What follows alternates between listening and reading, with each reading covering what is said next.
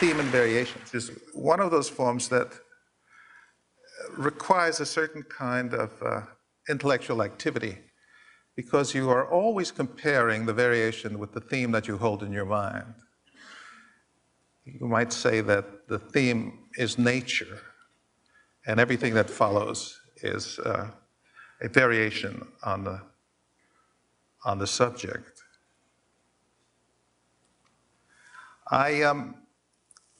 I was asked,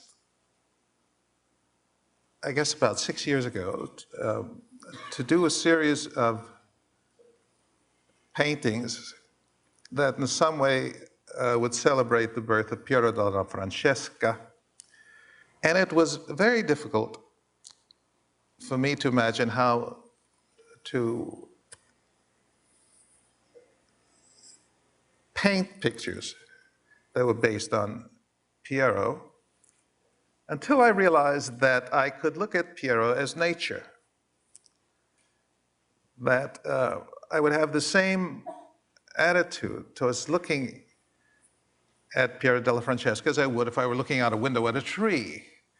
And that was enormously liberating to me, and perhaps it's not a very insightful observation, but that really started me on a path to be able to do a kind of theme and variations based on a work by Piero. In this case, that remarkable painting that's in the Uffizi, the Duke of Montefeltro, that faces his consort, Battista.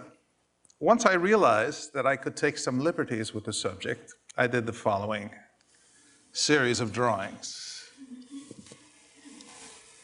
That's the real Piero della Francesca, one of the greatest portraits in human history.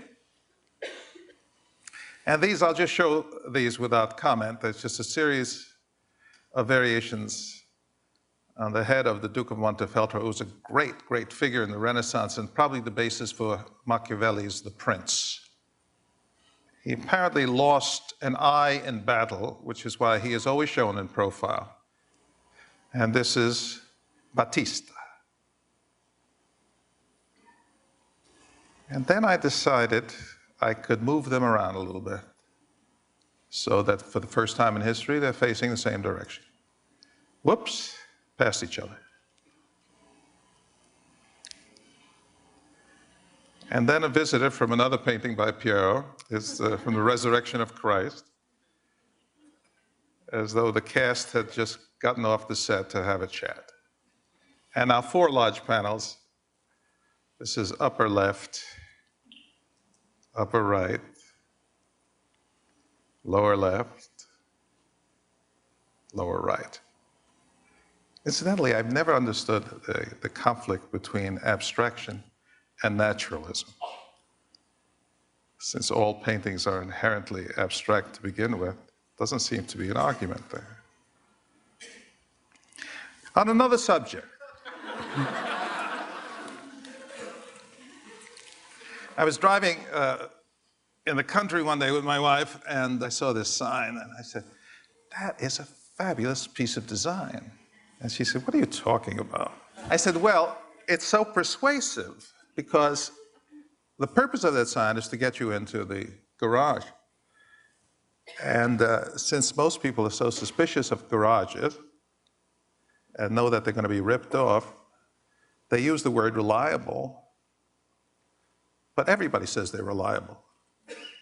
But reliable Dutchmen, fantastic. Because as soon as you hear the word Dutchman, which is an archaic word, nobody calls Dutch people Dutchmen anymore. But as soon as you hear Dutchman, you get this picture of the kid with his finger in the dike, preventing the things from falling and flooding Holland and so on. And so the entire issue is detoxified by the use Dutchman. Now, if you think I'm exaggerating at all in this, all you have to do is substitute something else like Indonesian.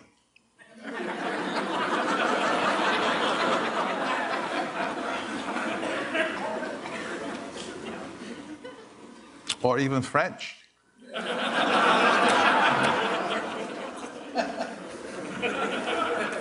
Now, Swiss works, but you know it's going to cost a lot of money. I'm going to take you quickly through the actual process of doing a poster.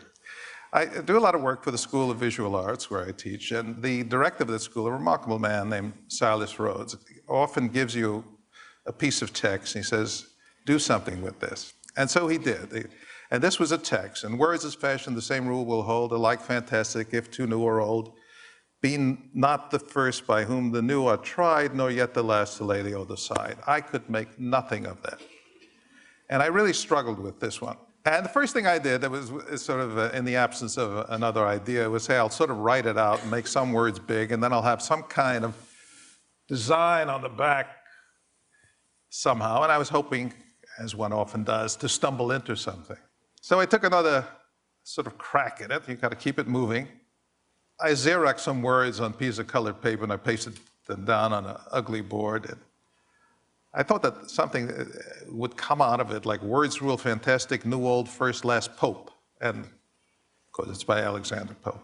Then I sort of made a mess out of it, and I thought I'd repeat it in some way so it was legible, and that was going nowhere.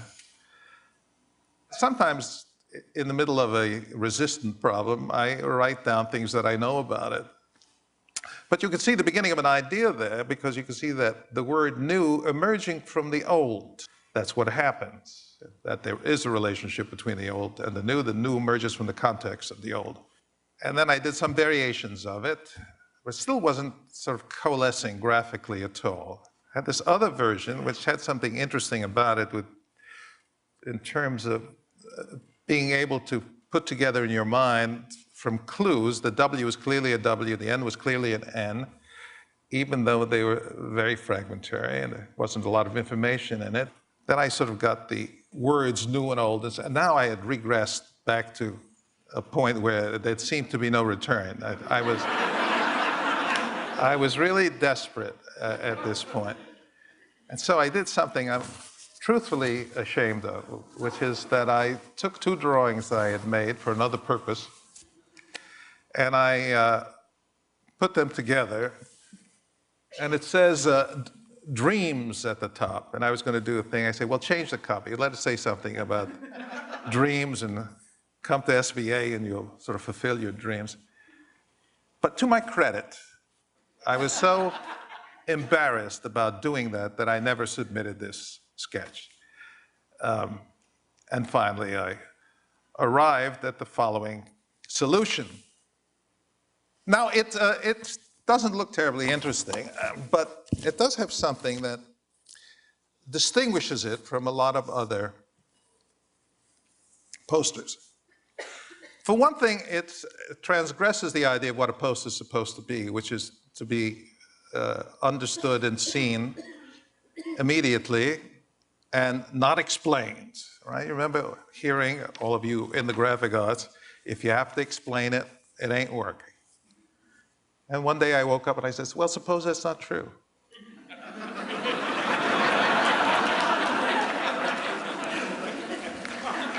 So here's what it says in my explanation at the bottom left. It says, thoughts. This poem is impossible. Silas usually has a better touch with his choice of quotations. This one generates no imagery at all. I am now exposing myself to my audience, right? Which is something you never want to do professionally. Maybe the words can make the image without anything else happening. What's the heart of this poem? Don't be trendy if you want to be serious. Is doing the poster this way trendy in itself?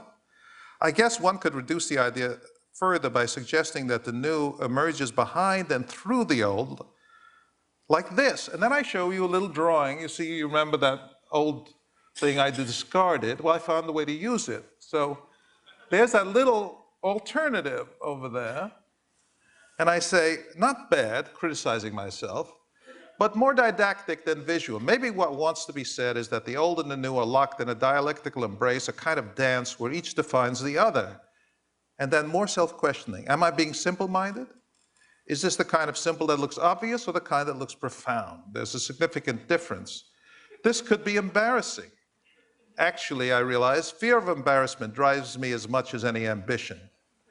Do you think this sort of thing could really attract the student to the school?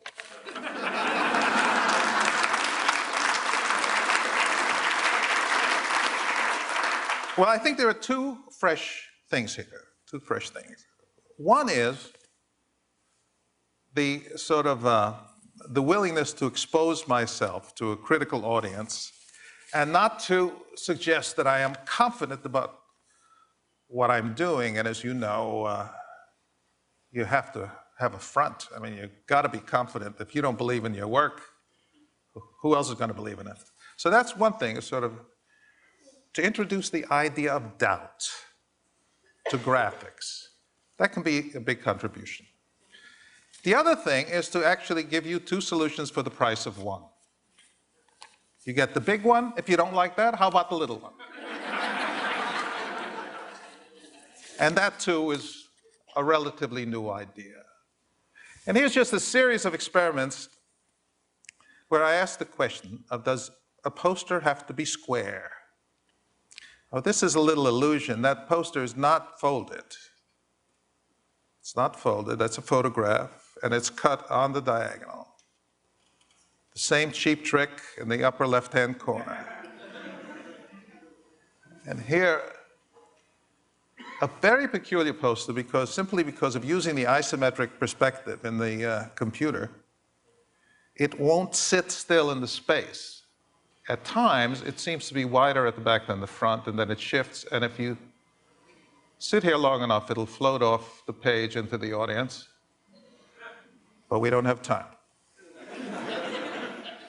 And then an experiment, a little bit about the nature of perspective, where the outside shape is determined by the peculiarity of perspective, but the shape of the bottle, which is identical to the outside shape, is seen frontally.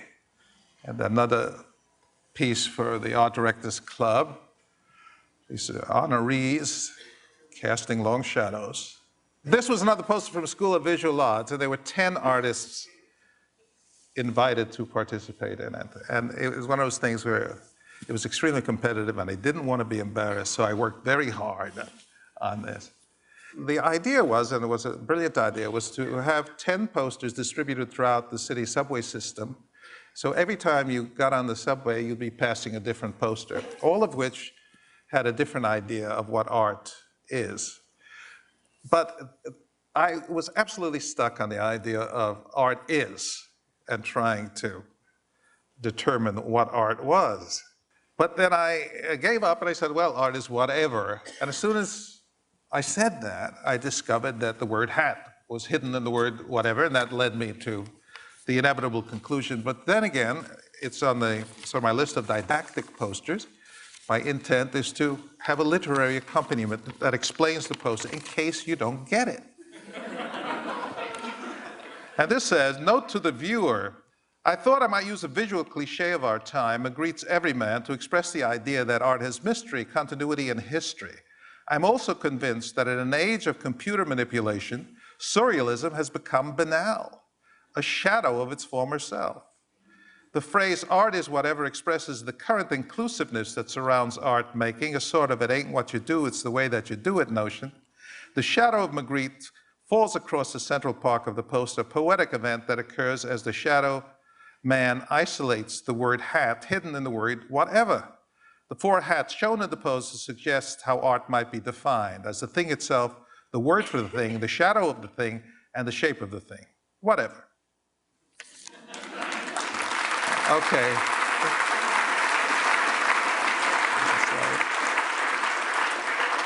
And the one that I did not submit, which I still like, I wanted to use the same phrase and sort of, there's some wonderful experiments by Bruno Munari on letter forms some years ago, see how far you could go and still be able to read them, and sort of that idea stuck in my head. But then I took the pieces that I'd taken off and put at the bottom.